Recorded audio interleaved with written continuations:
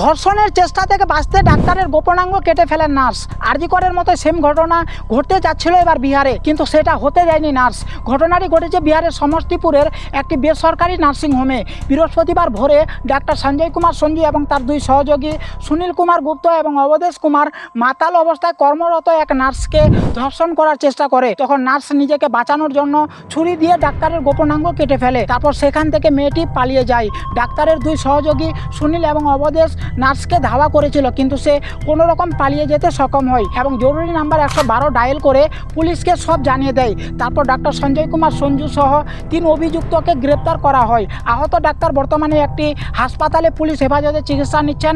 আর এই ঘটনা ঘটার আগেই হাসপাতালের সিসিটিভি ক্যামেরা বন্ধ করে দেওয়া হয়েছিল। আরজি করের অভয়া তো নিজেকে বাঁচাতে পারেনি, কিন্তু এই বোনটি নিজেকে বাঁচিয়েও নিয়েছে আর উপযুক্ত শাস্তিও দিয়ে দিয়েছে। আর ধর্ষকদের শাস্তি এমনই হওয়া উচিত, ঠিক কিনা?